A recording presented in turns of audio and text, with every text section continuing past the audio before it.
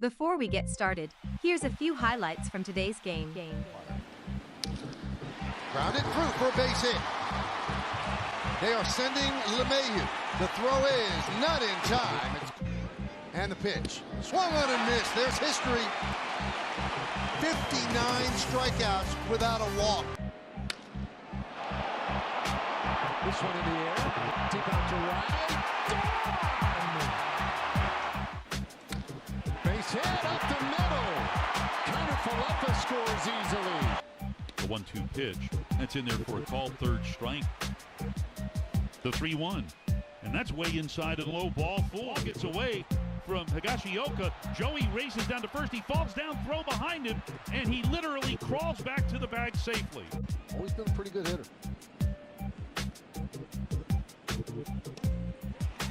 And he's Every opportunity he has to see a guy. But this ball's hammered. Deep to center. high fly ball, deep left field, going back Calhoun, looking up, see ya, into the second deck. Stick around for the post-game reaction, followed by an audience question and answer session. Well, ladies and gentlemen, that's about as bad as it gets. That is a new contender for worst game of the year. By the way, new setup here.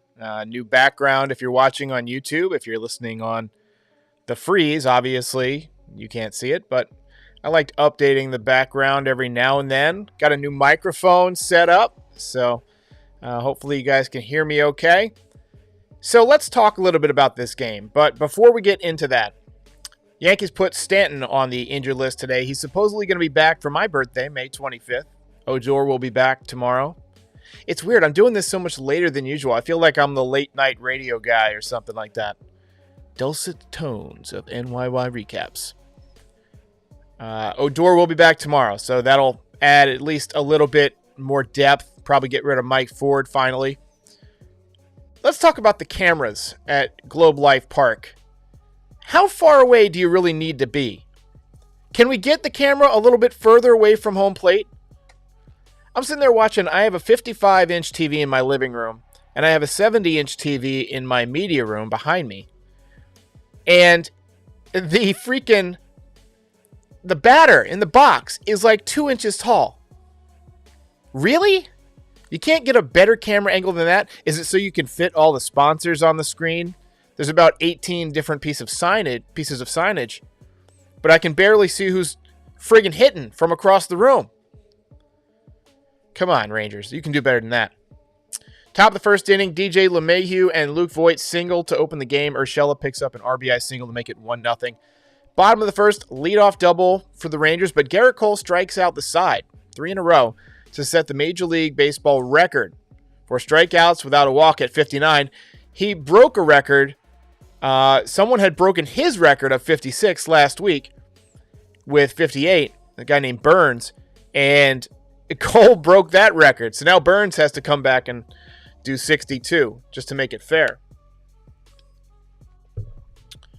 Yankees go quietly in the second. Bottom of the second, leadoff home run from Adolis Garcia, who was DFA'd a few months ago and now has 11 home runs, followed by back-to-back doubles and a single. Rangers go up 3-1 early. Not Garrett Cole's night, obviously. Just not his night. I mean, it happens, right? Even the best pitchers in Major League Baseball occasionally are going to, have an off night. It happens. Bottom of the second. Top of the fourth, Brett Gardner hits a 2-out triple, but Clint Frazier strikes out on a fastball right down the middle to end the inning. And I don't know what he's looking for with 2 strikes, because that's at least the third or fourth time he's taken a strike 3 right down the middle. If you're not looking for a fastball on 2 strikes, what are you even doing? If you're not sitting fastball with 2 strikes, you're doing it wrong. You can't sit slider away. You can't be looking to walk. That's the problem with this team. They're up there thinking, I should walk. Walks are great. But with 2 strikes, think fastball and react breaking ball. That's the way it's done.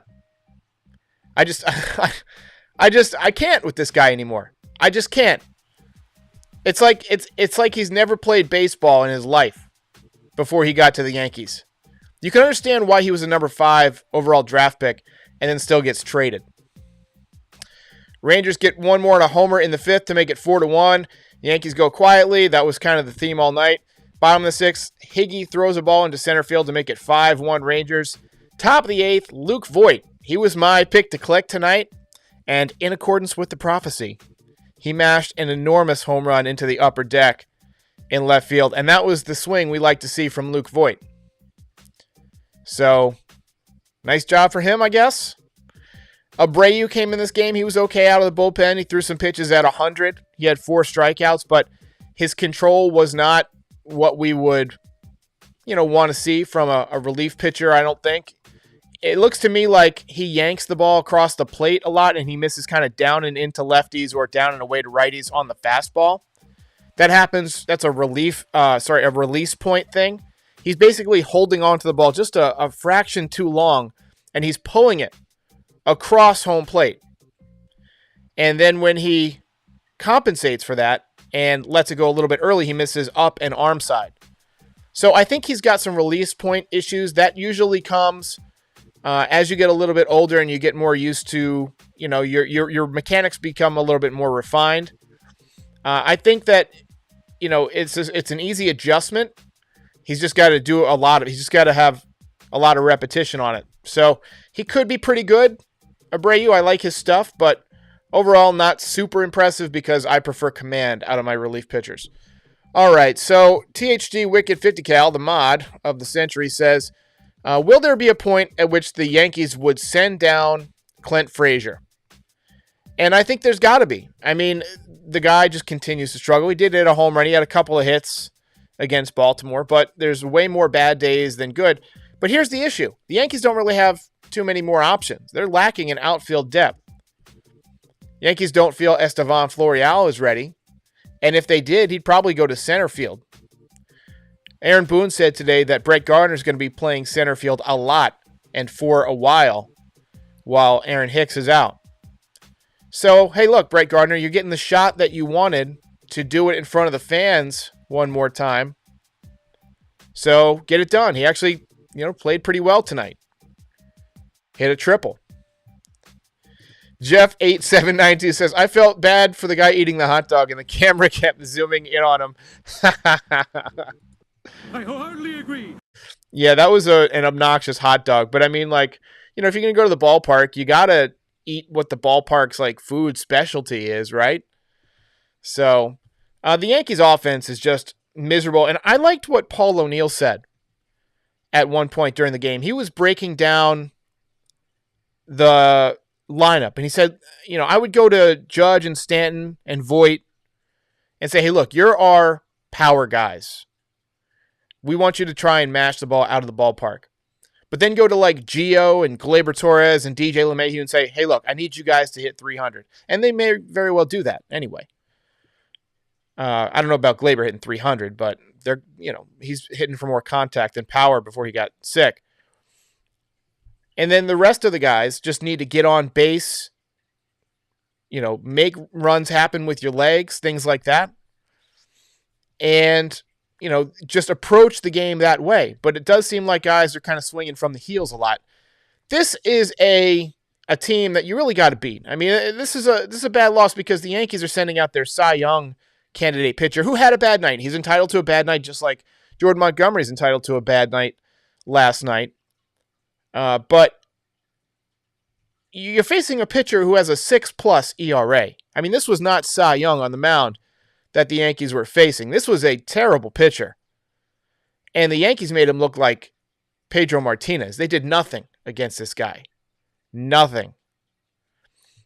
So, I mean, maybe it's the approach. The Yankees are having this happen with a lot of guys. And it's like teams, they know that the Yankees are trying to hit home runs. And so they're looking at the analytics and saying, all right, the Yankees hit home runs in these specific swing path areas. And they're like, whatever you do, just don't throw it to those areas. However you want to approach these guys, just keep it out of these hot zones that the Yankees are looking to drive the ball out of the ballpark with. And because the seams are better, the pitchers can get a better grip. You're seeing guys have long stretches with strikeouts to no walks. That tells me command is better with these higher seams. I know from experience, if I have a baseball with really good seams, I'm going to have better control. I'd like to see what walks look like league-wide this year. I bet they're down. And so guys are just keeping it out of that zone, that home run zone. So, hey, look, this guy, BX Jedi, says, if your ace don't have it, the offense needs to step up. And that's exactly right. That's a great point. Let me get you a sound effect. If your ace doesn't have it, your offense really does. Like, those are the nights where your offense needs to have those big games, right? It's useless to beat a team 15-1. It's fun, but you need to put up the big numbers on the scoreboard on nights where your pitching doesn't have it. And that's how you win the games, that you maybe should have lost. But hey, look, nobody goes undefeated. No pitcher goes undefeated over the course of a whole season. Even Garrett Cole is going to have his nights where he just doesn't have it. And he hit a lot of bats tonight. It's his first time ever pitching off of that mound. First time ever warming up in that ballpark. Maybe the clay is different. Who knows what's different? He just was not on his game tonight, and that happens on occasion. Jeff8792 says, it sucks that 7 through 9 are automatic outs. Yeah, look, the Yankees' bottom half of the order has basically been atrocious all season. Let's look at their numbers tonight. I'll just go through the box score real quick. So LeMahieu and Voit, top of the order, did pretty well. Both had 2 hits. Aaron Judge was 0 for 3. Tough night, but he's been swinging the bat well. He's due for a rough night. Urshela, 1 for 4. And then after that, the lineup goes 2 for. Gary Sanchez, 0 for 4, down to 185. Brett Gardner, 2 for 4 with a triple. He's still at 188. Brett Gardner, 0 for 3 with 2 strikeouts, batting 151. Kyle Higashioka, who's I think 2 for 29 now, batting 185. And Tyler Wade, somehow at 280, hitting 0 for 3 tonight. Also, he failed to execute on a bunt once again. He got it on the ground this time, though. So, at least we got that going for us. Jonathan Marchese says, this is not a playoff team as constructed. I disagree. The team's going to make the playoffs. The Yankees are going to make the playoffs.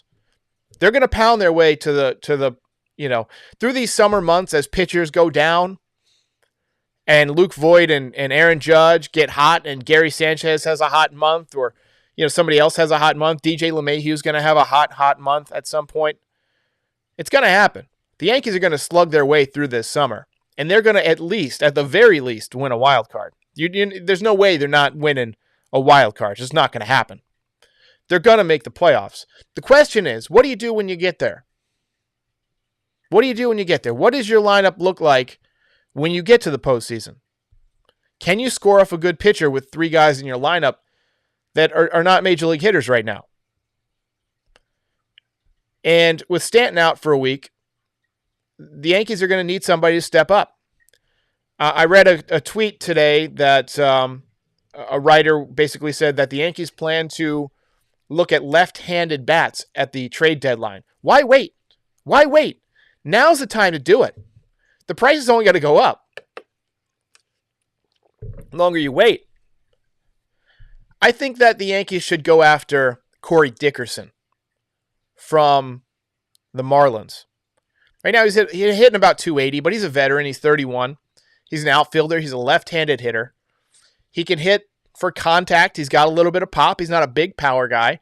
His objective is to put the ball in play and to hit the ball hard and to play good defense, and he's a good outfielder. He's a free agent after the season. He's making $17 million, but you know that the Marlins would like to unload some of that as much as they can. So somebody says, hang on, I just saw a great comment. William Flores says, that's why we need O'Neill as the new manager. Yeah, I think O'Neill would be fantastic as a manager, but I don't think he wants to do it. I think if the Yankees offered him, he'd probably consider it, but I don't think he wants to do it. I don't think he wants to be the manager. He likes being there in Studio 21. He's in love with his wife, Nellie, man. I mean, I've never met the woman, but I feel like I know her because every broadcast he spends half the broadcast gushing about her. And I just think that's cute. That's cute.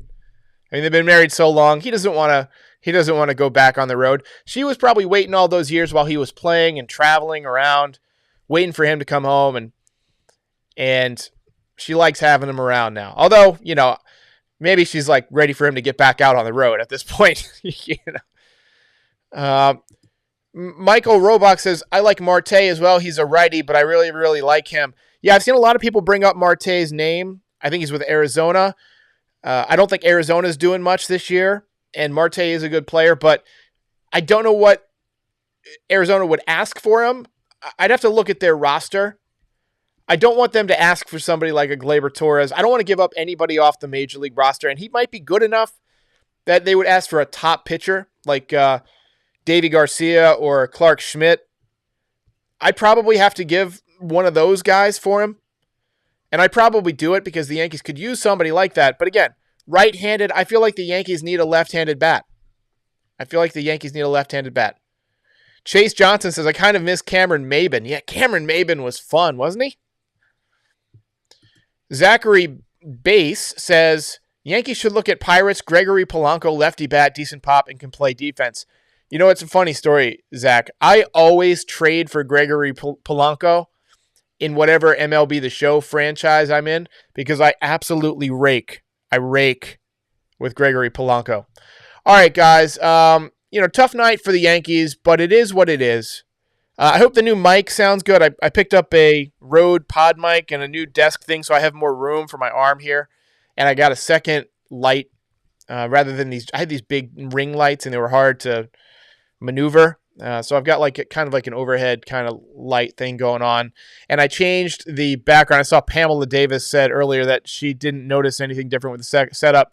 The background's slightly different. The score is in a different spot. I made the highlights a little bit bigger. I made me a little bit bigger, and then I put some stars in the background here. I've got a couple of different ones. I'm going to show you another one I was working on. Now this one, it's not going to have the correct stats and all that stuff on there. It's just kind of like a template. And this is one I was working on. This was my template from before the game. I call this Honeycomb.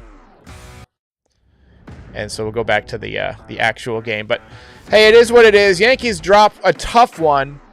Jameson Taillon on the mound tomorrow as he tries to right the ship. Yankees Media Center, shout out to Ethan. Ethan, I want to talk to you for a second.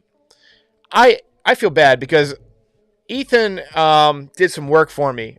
A few months back, my dad suggested I do a video on Monument Park, and my goal was to get it out before the season because, it's what they call an evergreen video. In YouTube, I get a lot of views basically on nightly videos, right? They get, 5,000, 6,000 views usually. I've had a few 8,000, 9,000. Watch parties do okay. But things die off really quickly when you're doing just like a daily content type of video. It's a habit show, basically. People come on, they get their daily dose of Yankees stuff, as much of me as they could take, and then they turn it off. And I'm fine with that. And that's what it is. And it does okay. It's a nice little side hustle that involves me turning my passion into some fun work. But if you really want to have a lot of success on YouTube, you've got to do what's called evergreen videos, which are videos that you can watch at any point in the future. They're always green, right? I think evergreen tree, always green. You can watch it in the middle of the winter and it's still relevant. So Ethan and I recorded a video about Monument Park. And before the season, I wanted to get it up, but I was so busy, developing all this stuff that I didn't get a chance to get it done. And then I had really bad carpal tunnel for 2 months. And it's just now starting to get better because I've been basically taking the day off from doing Yankees Game Day most of the time. Instead of doing 5 episodes a week, I'm doing 1 or 2.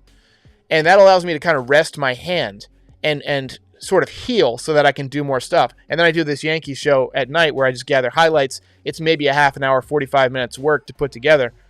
And I usually start in about the bottom of the 7th inning. But Ethan, I have not gotten to finish the Monument Park video, but I've decided I'm going to do it over the All-Star break. When the Yankees have a few days off, that's when I'll do it. And then I want to have Ethan on the show if he's willing to talk about his channel, because he does a lot of really cool hype videos. and things like that. And I always like to try and help out other content creators. I'm not one of those people who, pulls up the ladder, after I go up. I want other people to follow me. My channel's been pretty successful, but I want the Yankees online community to be much bigger. I mean, we're the #1 franchise in the world. We should have the biggest online presence. There's Yankees Twitter, and Yankees YouTube, I feel like, is underrepresented. I go and look at some of these YouTube channels for other teams, and they've got some really, really good content creators. So I want to, kind of try and help elevate the Yankees online community, because the better the community does, the bigger the community gets, the better I'll do too. It's altruistic in some fashion, but it's also a little bit selfish, because I want the community to grow, because it'll also be good for this channel. So, I'll work on it over All-Star break. Hopefully get a couple of days off. I don't usually watch the All-Star game too closely. I watch the Home Run Derby, and that's about it. But, all right, guys, it's getting pretty late out here in the East. It's after 11. I'm going to call it a night. I appreciate everybody who joined. I will see you tomorrow, hopefully with better news.